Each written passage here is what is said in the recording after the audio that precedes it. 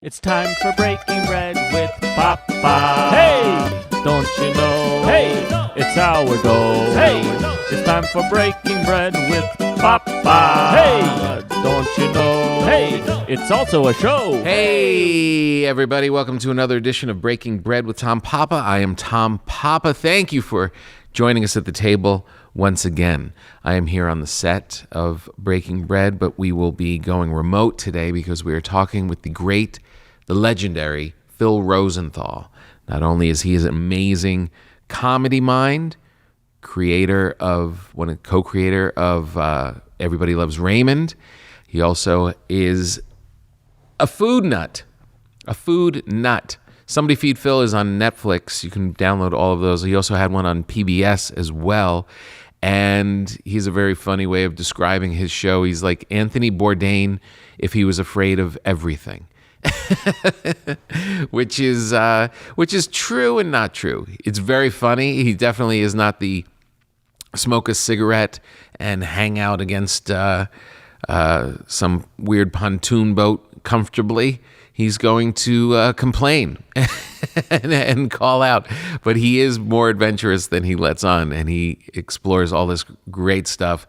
And it really makes you feel when you watch his show that you can go to all these bizarre places. I don't know about you, but whenever I see really exotic place, really kind of like off the beaten path kind of place, I get nervous as well. I think, well, I'm probably going to get some disease, or I'm going to eat something and it's not going to agree with me, or I'll end up in some weird jail for some reason because I looked at somebody weird. I get nervous. I have a lot of fears in that regard, and that's the cool thing of watching Phil, because he seems like the guy, similar person with those kind of fears, and then he does it, and he makes you think, oh, I could do that. I could do that if I got my passport back. Which, by the way, I had to get my passport done and had to send it in the mail to get it renewed, and now it's just out there in the postal service floating around. I tried to find a way around it. I was like, well, what do big celebrities do? And apparently they spend a lot of money to have it done. So I just did it the regular way, and now it's just out there. So I may not be leaving the country ever again. I might not even get to Canada. So we have Phil Rosenthal. He's going to be great. I just love him. He's been on my radio show before, and I just love talking to him. He's just a treat. And we got to go out for a lunch probably, 5 years ago. That was the first time I really hung out with him. Such a sweet guy, and he comes from family. His show was all family, his love of food, and he's got a family that's just a little older than my family, so I'm always kind of like watching him, like, where are we headed? And it's that big-heartedness that is just so attractive, and throwing some funny and some food, and that's a perfect fit for this show. And for the quick bite today, because it is family centered with our buddy Phil, I'm going to go do a quick bite with my cousin Michelle, who is a big fan of the show and has been hounding me to be a guest on the show. And she lives in North Carolina. She is one of the closest people to me in the world. I love her to death. All of those stories I tell about growing up in New Jersey and Italian roots and eating, and celebrating with our family, she was there. We're side by side. We're the same age. We've been on the same path until she split and went to North Carolina. Is she ready to be a main guest on the show? Probably not. I mean, we could talk a lot, but will anybody care? We're going to find out, because I'm going to give her the quick bite phone call. We are going to call her, and we're going to talk about all things growing up Papa, and it should be great. I do love her to death, and it's time to put her on the podcast. Another family member that wants to be on the podcast is my daughter, and my youngest, and she really wants to be, and I brought up the quick bite idea to her, and she refused. Apparently her agent says lead guest or nothing. So I'm not sure what's going to happen with that. All right. Well, let's start off. We've got a great conversation with the great Phil Rosenthal, and then we'll have a quick bite with my cousin Michelle. Hello. Hello, darling. How are you, sweetheart? Hey, nice to see you. You too. How's it going? Long time. I know. Friggin' Before all the troubles. You survived? Did all your people survive? Everyone survived. Did you get it? No. Good. You? No, but my daughter got it. My housekeeper got it. My nephew got it. My cousin got it. And we were all together in the house, and Monica and I never got it. Whoa. Don't understand. No one understands. It's such it hit everyone differently. The vaccine hits everyone differently, right? Yeah, completely. I didn't get sick at all from the vaccine. Nothing? Nothing. You? I had a one night of sweating through the sheets. Wow. Wow. Yeah, and then whoever gets it has their own version of it. Some people have weird legs, some people don't smell, some people have heads. Crazy. So weird. All right, we'll jump right in. Thanks for doing this, buddy. I really appreciate it. My pleasure. My pleasure. I'll do the whole intro and stuff without you so I don't embarrass you about how much I love you and all. What are you doing in New York? Fun and see my dad who's 95. Oh, I know. I saw that on Instagram. That was amazing. So now that I can fly, that we can all fly, yeah, I'm going to see him every month, right? Because God knows what can happen as life has shown us. Yeah, no, 100%. I was just in New York last week myself. It was very pretty hopeful. great, right? Yeah. The Village especially was so alive. And now I'm in Midtown, and that's more dead, actually. Like a bomb has hit, and we now must rebuild. Yeah. The survivors, right? That's kind of what it feels like. Yeah, that's what I felt too. It felt like the Midtown was all the business people and the tourists, and then go to the Village and just young people are just going off. What COVID? I know. Yeah, that's amazing. I know you should. Yeah, every month. Why not? Exactly. I like just came back and my friends are like, "Do you want to come? We're gonna have like a dinner on next Saturday." I was like, why would I say no to that? Yes, why not? Yeah, exactly. So great. I haven't seen you in quite some time. Last I saw you, you were in studio with us, I believe. Yes. Before all the troubles. And let me just say, I'm so sorry to see that your mom had passed. Yes. Not from COVID, from ALS, which is also bad. That's not. There's no shortage of bad out there, you know. Yeah, exactly. I don't know if you heard. But she was so sweet. She was so funny. She really was. She really was a special lady. She was. And my dad is also a special lady. And he's 95 and he is doing it. He still kicks ass. He told me a joke the other day that I couldn't, and he told it so well, and I couldn't believe that I'd never. Can I tell you this joke? Please. Mrs. Goldenberg goes to the butcher and she says, "You have a chicken?" He says, "I have a very nice chicken." She says, "We'll see." He says, "Here it is." She says, "Open the beak." He opens the beak. She sticks her nose in there and gives a smell, big smell. "Now spread the wings." And the butcher spreads the wings of the chicken and she smells under each wing. She says, "Now spread the legs further, spreads them, sticks her face in there, sniffs like this." She goes, "I don't think so." And he says, "Mrs. Goldenberg, could you pass that test?"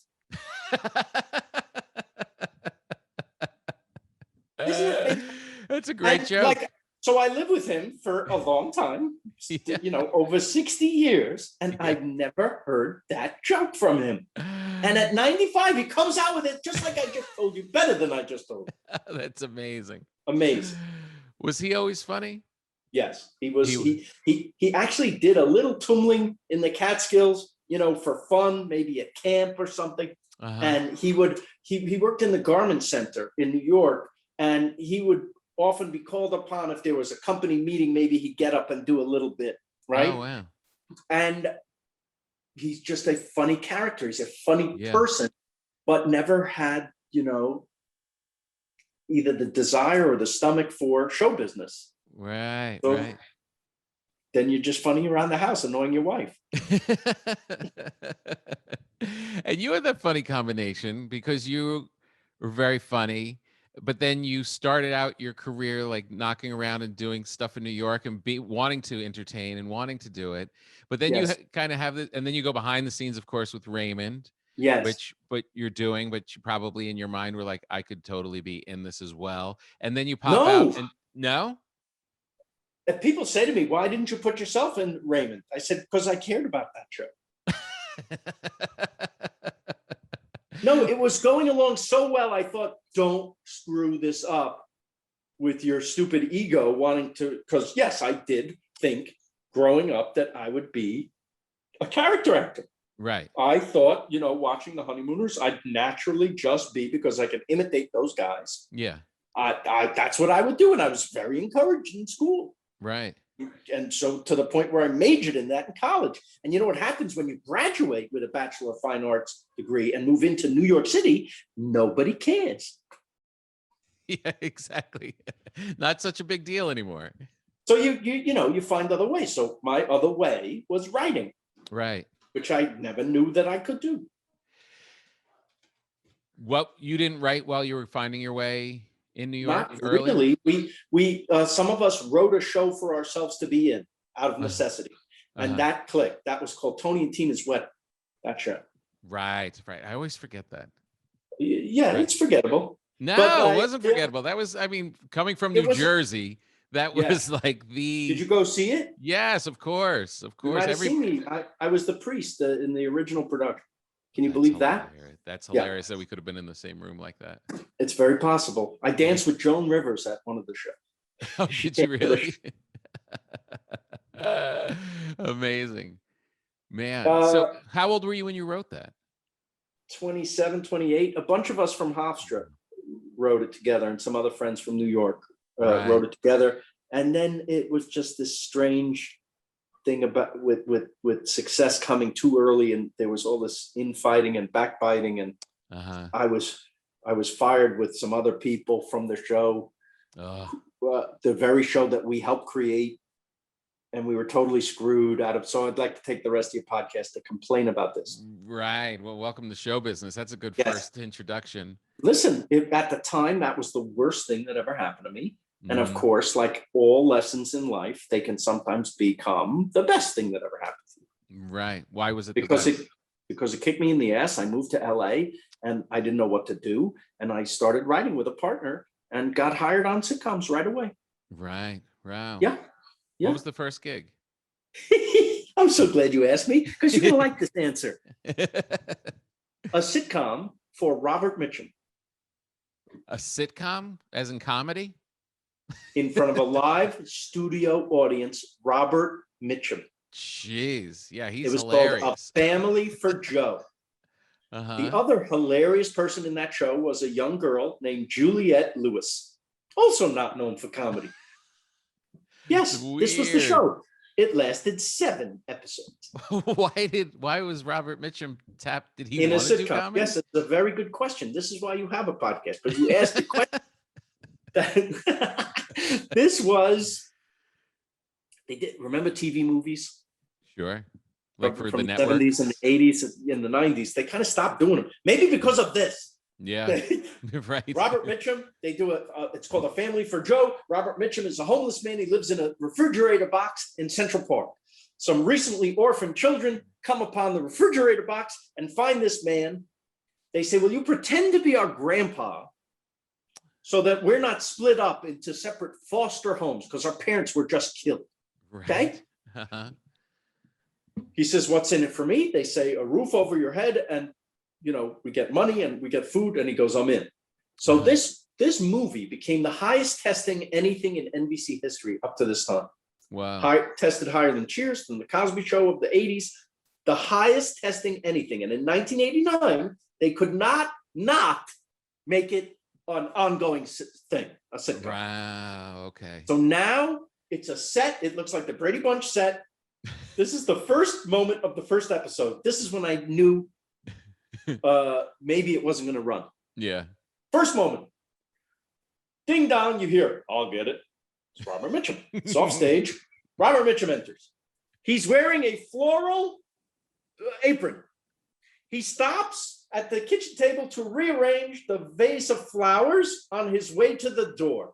Dead, the end. The balls have been cut off right there. This is not even Uncle Charlie in My Three Sons. This is someone who has been told by the network to be more likable. The end of everything. Your grandmother would have known. This is a turkey goodbye. Oh my God. Of course. Did you know it when you were writing it? Yes, I knew it when I heard the words Robert Mitchum sitcom. Right, of course. And then it got worse from there. But what you can learn from your first show, you can learn from any show. Just about how it works or doesn't work. And that's just as important, it turns out. Right. Yeah. So yeah. Jeez, but then I went from there to Baby Talk. You were on Baby Talk. You know about that? You know who the star of Baby Talk was? Baby Talk was the TV version of Look Who's Talking, the movie with the talking babies. Yeah, right? yeah. The star of Baby Talk was in the John Travolta role, not John Travolta, Stamos? a young actor named George Clooney. Ah, no way. And wow. He quit after 6 episodes, I think. That was part of the George. Didn't he have like 20 pilots before he actually made it? He had like. Well, the executive producer of that show said, "Let him do a pilot every year for the rest of his life. That'll be his career." Right. And now, whenever I see George Clooney, we hug and we say, "We survived, Baby Talk." So when this is a very interesting thing though, because it is, I go back and forth with writing and stuff, but also your performer. That thing you said in passing in the beginning of like keeping your dumb ego in check, that's not a small feat. No, you're right. Especially if it was like a childhood dream, right? Yeah. That you gotta either really accept that. Yeah. Listen, it makes the medicine go down a little easier if your thing that you wrote becomes successful. Sure. Then you don't worry so much about, but I'm not acting. Right. I didn't stop for a minute and think that. Right. I was like, hang on to this train as long as you can and make the most of it and have fun. And I did. I loved every second of that experience. And not once did I think, oh, I wish I was never. But that's great. After that, yeah. When then they wanted me to do other sitcoms. I found that the business had changed drastically in the 9 years that we were doing Raymond. What do I mean? I'm not blaming Friends, but Friends was such a phenomenon that the networks all wanted shows like Friends, meaning young, hip, sexy, cool, comedies. Right. I don't know how to do that because I know it looks like I do because I'm young, hip, and sexy, but I don't. Right. I can only do what my sensibility is. Yeah. They didn't want it. Right. And the shows they were giving me to run, I didn't want because I knew not a judgment on them, just I knew I would be bad at doing it. Right. But it was frustrating for years after Raymond. You think, oh, you got this thing, they'll let you do whatever you want. No, they won't. It's so crazy. I thought, crazy. I wrote a book, I made a documentary, I did other things, and I was happy. And then I thought, I got frustrated. There was a last straw with a pilot that I did where they bought the premise of a thing I wanted and then wanted to change it completely the day after they bought to something that I couldn't stand it. Yeah. And so I had to suffer through the making of this thing, knowing it would never be on because I wasn't going to capitulate to what they wanted and they weren't going to do what they didn't want. Right. So I thought, what do I really love? I love this travel genre. I love this. I'd like to take a crack at this because I think I could put a twist on it. In fact, I think the way I sold this show was I said one line, I'm exactly like Anthony Bourdain if he was afraid of everything. Right. And that got me. You right away understood where I was coming from, how it would be like Bourdain, but not. And maybe a food and travel show with a sense of humor. Right, exactly. Exactly. Did you have a love of food growing up, or was this an adult pursuit? Yes, but it was unrequited growing up at my parents' house. We didn't get good food. We didn't have No. money. We didn't have money. They both worked, and neither of them were chefs in any capacity. They just did not. It was not a value. Did you grow up with great food? I did. I did. I had a blessing of Italian grandmothers. Oh man, that is a blessing. I Yeah. know what that's like. I've seen it. Because it was the same thing. It was no money, Yeah. big family, lot to feed, but what they could do was just insanely good. And You know, that's the history of great cuisine around the world. yeah, People who, out of necessity, are making food not just to sustain themselves, but it's also their joy and entertainment, even. And sometimes it's so good, it becomes the family business. right. Yeah, 100%. Yeah, 100%.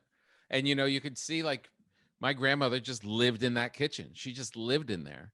And she didn't know who was coming by. She didn't make a plan for a dinner. Just more people came, she made a little more. Just every day you knew wherever you were, you could stop by there and eat.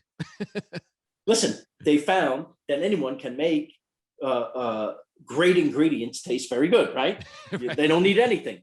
Yeah. The genius is taking cheap crap and making it taste better than those great ingredients. I know. And every culture has that. So if you didn't have it in the home, where did you start to discover it? Was it when you went to New York, or was it friends' houses? Well, sometimes you're lucky enough to go to a friend's house whose mom can cook, and you go home and you slap your mother, or you beg to go to. Well, for us, we begged to just go to McDonald's. That we begged because it was on TV every day. Mm-hmm. If you grew up in the 70s, they bombarded you with commercials for every cereal you saw, every cookie you saw, every crap food that they sold, every TV dinner, every McDonald's, Burger King, whatever it was, Kentucky Fried Chicken. You live for this crap. It's amazing we're alive. I know, it really is. Carvel, you had Carvel? Oh my God, did we have Carvel? The Cookie My Puss? dad, Cookie Puss, and then on St. Patrick's Day, Cookie Opus. And then if you turn them sideways, the mold, you make Fudgy the Wit. Fudgy the Wit, right, exactly. Oh, it was one of the greatest. The greatest. I loved it so much. But then, the first time you go to a nice restaurant, or just even a half decent restaurant where they have food, I never had garlic until I went to college. Amazing. I never had that flavor. Right. Ever. McDonald's doesn't cook with garlic. So it just blew your little head off. It blew my little head off. People thought I was out of my mind. I said, I've been living like an animal. It's like in The Wizard of Oz, the door opens and now the world's in color. And then you start going. So you obviously had a love affair with it before you did the show, because you were involved with restaurants out in LA. Yeah. And you got pretty sophisticated in a not really that long of a time. I can't even say sophisticated. It's just the more you experience, the more you know, the more you learn. Yeah. That's all. So I'm just I'm proudly a tourist. Right. I'm not an expert. I'm not Bourdain. I'm not Andrew Zimmern, who's the chef. Right. These are great chefs too. Yeah. I'm the guy the chef feeds. Right. That is a very appealing part of the show, of both of the shows, was that you make me, when I'm watching it, feel like, oh, I could go to Bangkok, and because I know I'm going to feel awkward. I'm not I'm not the guy with the cool cameras and the smoking a cigarette, and those guys, of course they can survive there, but how am I going to survive? And you go in and you're just a regular guy, a tourist making mistakes, being friendly, enjoying yourself, and it works, and it makes you think, oh, maybe I could go. That's the point. I'm so glad you said that, because that's all I'm trying to do. The world would be better if we all could experience a tiny bit of other people's experiences, right? Yeah. Without getting political in what's happening in Israel now. When I went, all I saw were people getting along. Mm-hmm. That's all I saw. Right. I saw Jews and Palestinians working together, sharing businesses together. Uh-huh. This place in Akko, the mosque next to the synagogue. Not only did they tolerate each other, they celebrate each other's holidays. There's no police in that city. Wow. Because there was no need for it until recently. Wow. And that's such a shame, because most of the time the world is peaceful. The reason it's news is because it's news. Mm-hmm. Yeah. I was listening to a report on the Daily about why now, why, and it was this strange confluence of events. Yes. The holidays all happening at the same time. Young kids doing stuff. It just COVID, I'm sure, factored in. And you know what else factored in? Politics with Netanyahu, who is the Trump of Israel, avoiding his crimes and wanting this diversion. This is what a friend of mine in Israel told me. Oh, really? Now, before people write to me, let me say I know nothing. I'm reporting what I have heard. Right. Okay. And I am not speaking out on the issue the way other people are, taking a side because of one thing. I don't know anything. Right. I only know what I'm reading and hearing. I have no firsthand knowledge of the situation. So I'm being quiet and listening. Yeah. But you were there before, you were there experiencing both cultures at the same time. All I saw was love, peace, and understanding. And I saw people at the shirt. People had a shirt on at this bakery in Tel Aviv. It was written in Hebrew, Arabic, and English. Jews and Arabs refuse to be enemies. And this is a Jewish Arab-owned bakery. It's been in the family for 150 years. Jeez, that's amazing. So that we're not hearing that story. Yeah. Where's that story? I know. That's not news. Yes. That's not news at all. Did you go to any other places during your travels that were a little frightening? Because I know you have a thing, like you said, with Bourdain, like, but I'm afraid of everything. And you kind of have that you have that vibe a little bit, but you're a lot more courageous than you portray. I think I'm not. I think I become more the more I'm forced to do. So for instance, my brother tells me we're going to get up at 4 a.m. and we're going to go to this pond in the middle of an island, in the middle of the river, in the middle of Saigon. And you're going to pull up lotus roots and snails.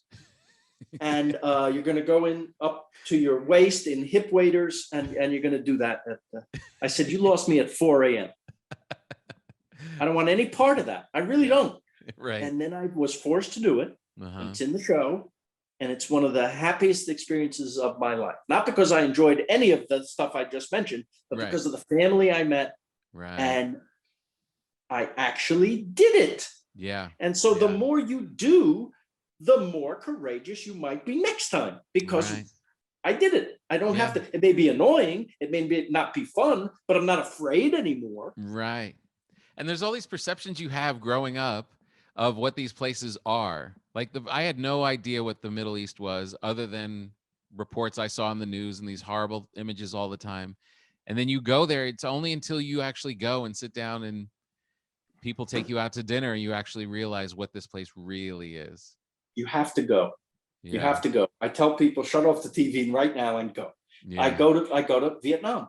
Now, what do we know from Vietnam? Right. We know Apocalypse Now.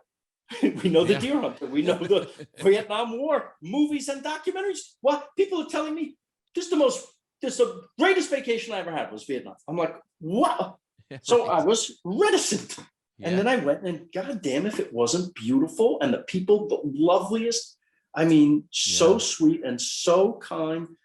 I just loved. I can't wait to go back, and it is gorgeous. Isn't that amazing? Which, by the way, in retrospect, makes the war seem even more of an obscenity. Oh God, I know. Imagine being with little kids. Like, I'm talking to a little girl who might be the spitting image of the girl you see in that famous photograph running down the street. Yeah. Having been on fire. Horrible. And your heart everyone should connect with people on this level. Yeah. So that never happens again. Yeah. Do you ever go to some place and have the opposite and be like, wow, this place is horrible. These This place these stinks. people are horrendous. I've never found that, even in Right? situations like Moscow, where they gave me a hard time. Right? I Yeah. still loved every minute of it because Yeah. it was funny to me. It was Right. funny that, and if you don't take yourself so seriously, you can Mhm. have fun in almost any situation, unless somebody's physically attacking you. You can, you get to see where they're coming from. You could be like shocked at some of the way you're treated. Right. Yeah. Just be open to where they're coming from. That's Right. all. Right. And then you can have a sense of humor about it. So you grow up with no food, and your parents not really having the skills or the wherewithal to feed you, but you have the total opposite. And how old are your children? I have a 26-year-old boy and a 23-year-old daughter. Okay. So their experience is going to be, they'll tell a very different story on a podcast in the future. Yeah, About there's like, Dad, it can't be all about food. Yeah. Can we just eat like people today?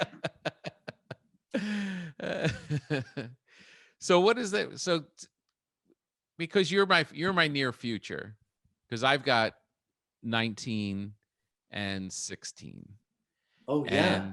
And You're in the thick of it. Yeah. And you just had teenagers at home for a year. Yes, sir.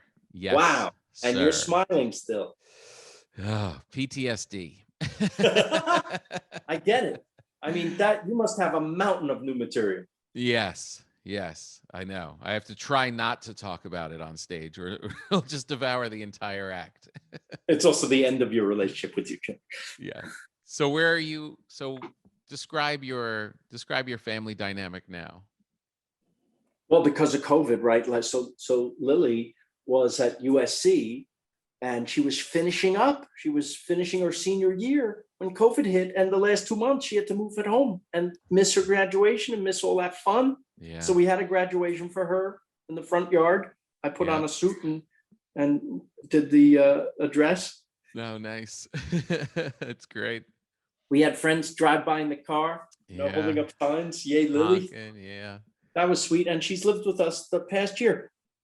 Listen, there are hidden blessings in everything. And for Monica and me, the hidden blessing was we got to spend this extra year with our kids, right? I know. What 20-somethings want to spend every dinner with their folks? No, they were gone. They were on their way. So this kind of, they got held back a little. I don't know. God knows what happens to their lives and careers now. Mm-hmm. But for Monica and me, we kind of treasured this time. Yeah. And maybe they'll look back and feel a little bit of the same thing, maybe, if we're lucky. Yeah. We survived this. We survived wartime, is what it feels like, right? Totally. Like nothing in our lifetimes. We've been blessed that this is the worst thing that ever happened to us, right? Yeah. And it was bad. I'm not diminishing the impact of. I mean, it was people. Many thousands of people died. People we know died. You forget how scary it was in the beginning. Also, how truly frightening. It is kind of an amazing thing that human beings, you just kind of forge through. Like whenever you look at people from wars and different things in the past, you're like, how did they get through it? You just do. Like we didn't know if it was flying through the air, if it was on our food packages, if it was in the mail. That's right. On the mail, you have to hose down the mail. Yeah. You have to hose down yourself. Yeah. I remember a doctor saying, here's what I do. I come home, I strip in the hallway of my apartment building before I go in, right? We then close it up. We put it in the dishwasher. We do it, right? Yeah. Every single day. Yeah, but you get through it. You kind of muddle through. You go through. So you're in New York. You're seeing Pops. Yes. First of all, how is at 95 not having your mom around? Yes. Is he? How did he handle that? Because that seems like such. You hear stories like a lot of times people, don't survive that. He can now get a word in. That's why that joke came out for the first time. He's been dying to tell that joke for 50 years. I never had time to tell it. My favorite joke of his, I haven't spoken to your mother in 35 years. I don't want to interrupt.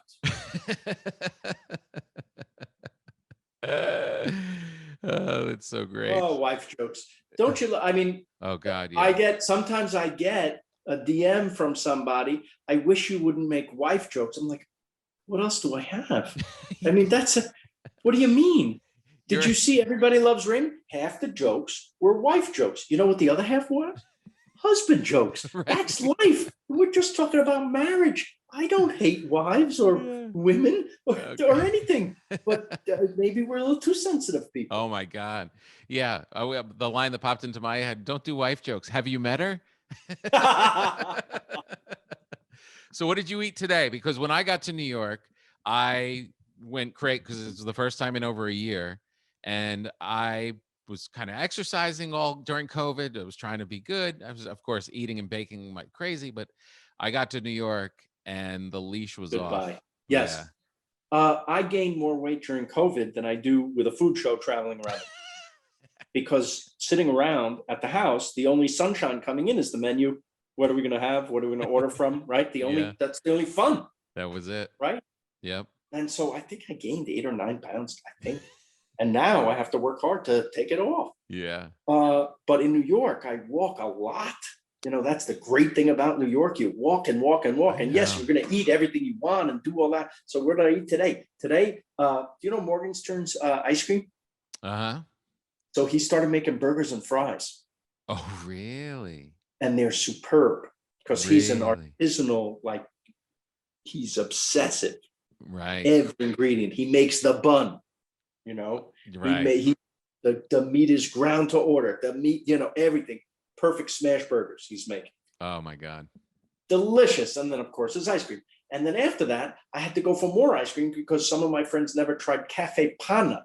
Do you know what that is? No. You can order this. It's not an ad, but you can get it on Goldbelly like many other things now. Uh-huh. This ice cream, this is from Danny Meyer's daughter, Hallie.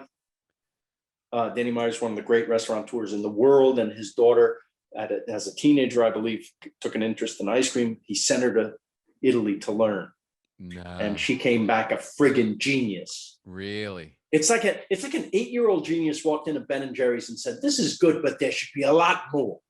Oh, jeez. Cafe Panna. Cafe Panna. I want you to mail order. She made these affogatos. Every day's another flavor. She'll do a oh my God. Peanut butter brownie thing with chunks of brownies. It's spectacular. Every pint of ice cream is kind of like its own sundae because there's goopy stuff, there's crispy stuff or crunchy stuff or bits of cake in it in the pint, freshly made with the finest ingredients in the world. Oh, that's amazing. Yes, and now I'm 300 pounds. Are you going to get a good dinner in? Of course, I'm gonna Momofuku tonight. Oh, that's good. Momofuku Noodle Bar. Yep. Which is right here in Columbus Circle. So life is good. I got it. You know, I plan out the meals pretty much. I know. That's exactly what you do. And it really is true. I have my Apple Watch, and just from walking around New York, it was alerting me saying, "Are you starting a workout now?" Just because I was walking. Because in LA, you just never walk. You never walk, and you can go, 20 blocks is a mile, and 20 blocks you feel is nothing because it's so entertaining that you don't even realize you're going 20 blocks, right? It's so amazing. How much longer are you going to be there? I'm here till Monday. So another, I guess, what's today? Tuesday? Right. Yeah, what is today? Wednesday. Okay. Yeah. Well, that's good. That's healthy. I love it. And I'm going to do this every month, a week out of every month now. That's so smart. Because I'm seeing Dad tomorrow. Oh, that's great. Yeah. And is he in the city? No, he's actually in New Jersey in a retirement community. Right. With friends that he's known for 70 years. For real? Yeah. So people say, why don't you have him move in with you? Because he'd be bored to death in my house. Yeah, he has friends. He's playing bridge. He's doing stuff. He's having, dinner parties in the cafeteria. And by the way, I don't have to tell you, most of the people there are ladies. Right. I mean, that's right. Yeah. A lot of the dudes don't live this long. Remember Alan King's routine? Survived by his wife. Right. Yeah, right. All the newspaper articles, all the obituaries. If people are listening, go on YouTube and look up Alan King survived by his wife. It's one of the great routines of all time. So great. He just Yeah. rips that place apart. It's so great. Don't do wife jokes. Oh, are you kidding me? Come on. Why don't you say don't breathe? Yeah, exactly. That's someone who's not married. So are you going to do any Or as a more? wife. Are you going to do any more on the Netflix? Do you know yet? I can't say. Okay. Yeah. So by me saying I can't say, you should deduce. Yeah, I got it. Secret message received. Yes. Well, you're the best, Phil. When you come back, You're the best. We always say that we're going to sit down and actually eat together. Which, no, but I would really love that. I know. We really would. We had one lunch, but I think we should move to dinner. Let's go. And now no mask, we can kiss. It's going to be great. Right on the lips, baby. All right. Enjoy New York, my friend. So great to see you. You too. And I'll see you in person with food in our faces soon. I can't wait. Okay. All right. Take care, Phil. Bye. Well, there you have it. The great Phil Rosenthal. I told you he was going to be good. He is good. I just love his outlook on everything. And we're going to sit down in LA. And as soon as the interview was over, I texted him my favorite sandwich shops in New York. So hopefully he'll get there and maybe bring his 95-year-old dad a sandwich as well. You got to be careful with that. I once gave my grandmother a salami at Christmas time, and she just took it out, was so excited, bit right into it without cutting it, chipped a tooth. And I had to come back the following week and take her to a dentist. So be careful, Phil. All right, now let's do a quick bite. Let's get on the phone with my cousin, Michelle. This will be interesting. Michelle. Hey, Tommy. Hi. Hey, how are you? Good. Where are you? I am actually in my car at the Piggly Wiggly in South Carolina. Yeah, you can't make that up. Why? Why are you there? But I'm visiting our uncle and taking care of him a little bit. So Okay. I'm doing some grocery shopping and yeah, making some food like we do. Beautiful. Yeah. It's so funny. So you are the first family member to be on Breaking Bread, and you which is kind of crazy because the whole show is about how people grew up and where they ate, and I haven't had any of my family on, even though I've talked about you all nonstop. Yeah, we know. We get it. So, well, I'm honored to be on. I really am. Thank you. I have had the privilege of having some of your bread, and it's delicious. Thank you. Thank you very much. Now, but do you think that your palate had changed? Because you moved down there when we were kids, and we had all this great Italian stuff our whole lives up in New Jersey, and then you fled to the South. And I remember like my father sending care packages of Italian pepperoni and pasta and sauce down south, because at that time you couldn't even get it down there. No. I was 9, so I didn't feel it as much as like my mother and my dad felt like we were on another planet, because we were the only Italians in Little Monroe, North Carolina, or one of the few for sure, and we didn't have any of it. Right. There was no bakery except for the Food Lion Bakery, which right. Okay, but it was just not what we're used to. And I remember, yes, the care packages that we would get, and it would be like Christmas, and I didn't know you could send like a ham in the mail back then, or a salami or whatever. And my mom really went to the South, kicking and screaming, and my dad got a good job opportunity. Right. We really are happy we did, but it's still an evolution. I mean, it's still people are still looking for a good bagel in the South. It's so crazy. Did you feel like you lost some of your Italian heritage, or did you hang on to it, even though you picked up this funny accent? Yeah, I know. I was hoping I was going to try to calm it down, but there's no use. So probably, I mean, I may have lost some things, but, my mom always cooked a lot and very Italian stuff. And we came up to visit quite a bit the first couple of years we were on the other planet. And I enjoy cooking, and I think it's just from what we grew up with. So, yeah, I'm sure I did miss some of that. But you feel like when you tell people you're Italian, I mean, up till 9, I mean, that's when all those big meals at Grandma's house were happening anyway. It was like when we were younger, is like when I think, because I always, you always romanticize things when you're a child, but all of us sitting in that dining room, like with all the different generations of people and Grandma bringing out sauce and all the rest of it, I feel like that was the very vivid memories are from being very young. Yes, and that was the best. I mean, I just remember being in the kitchen with Grandma, and she would make like fried artichoke hearts. So she would bread them and fry them, and then you would put it in sauce. And oh my gosh! So I definitely, even though I was pretty much raised in the South, I always have a good appreciation for Italian food. And it's funny because a gentleman that I'm dating right now, I met his mom not too long ago, and of course the first thing she said to me was, "I bet you make good lasagna." And I was like, that's kind of, what should I say back to her? But I did not. I just smiled and, so anyway. You should have said, damn straight I do. Yeah, right. You're from the South, Yeah, I don't even need a recipe. I'll figure it out as I go. That's right. As I go through it. Yeah. So I think in the South, still being Italian in the South is still a big thing.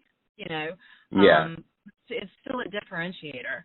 Right. Sure. But everybody loves Italians. Everybody wants to be Italian. So Exactly. And do you have? I have very clear memories of when we were little running around that house. Oh, Tom, those are the best memories. I mean, I was just talking about it with Uncle Al. That growing up in that environment, in that tiny little house with all of us. I mean, I don't know how many cousins there are. We have so many, I don't even know the number. Was the best experience, and I wouldn't trade it for the world. It was Christmas, we were there, and the summer picnic, and all the food. I mean, we can't express to everybody how tiny this house was.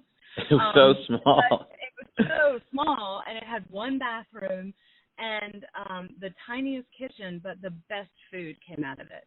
I know, and Sure. we were one of 21 grandchildren at the time. It's changed. Yeah. We've added a couple more, but that was like 21 of us all just running around in that tiny little house. And and that's just the grandchildren. Yeah, then the aunts and uncles. Yeah. And grandma, and how wonderful was that? And then as everybody got older, then boyfriends or girlfriends would come too, and right. Yeah. I mean, I know I had to study sometimes on some of the cousins, like, okay, who is that and what order are they? And, yeah. Some I didn't see as often as others. So I know, and the same age, but And now that they've all got, and now that everyone else has children, forget it. Forget it. Yeah. It's so gigantic. Yeah. No.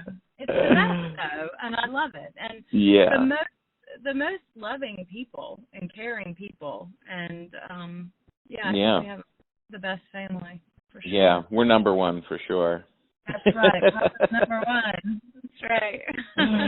But I think it's that part of it. I think it's that it was making sure that everybody got together at the same exact time and did the same. And there was like, you were taught that was the most important thing. And it was kind of like we were brainwashed with meatballs. Oh, yeah. Oh, how horrible is that? You know? I know. Yeah. If you're going to join a cult, that's a pretty good one to be a part of. That's right. There's a meatball. That's right. All I can picture now is my brain is just one big meatball. So inside my head is now just a meatball. Exactly. Oh man. All right. Well, we'll spend more time on. I'll have you back. This was kind of an audition to see whether or not you could do the main slot in the show. Wow. But I think there's so much to talk about. I feel like I feel like it went well. Yeah. Well, thank you. I do too. Now, we can talk about maybe some of our skinny cousins that don't eat as much as you and I do. So, I don't really like to talk about them all that much. Oh, okay. Well, enjoy the Piggly Wiggly. Say hi to Uncle Al. I will. Thank you for having me. Yeah, and I'll talk to you really soon. Okay, love you. Bye. Love you too. Bye. Well, there you have it, everybody. That's the big show. Thank you for joining Breaking Bread again. Thank you to Phil Rosenthal and my cousin Michelle. Both amazing, both family. That's what it's all about. A little food, a little humor, la-di-da. Thank you so much for subscribing. Make sure that you subscribe if you haven't, so you're updated on all of the episodes and you don't miss a single guest. They keep coming. They're great. I love doing the show. And next week, I will actually be here in the studio with our friend from Bell's Bagels. So subscribe, leave stars, do all the things that help out the podcast because we love doing it and bringing it to you. All right, everybody, enjoy your life.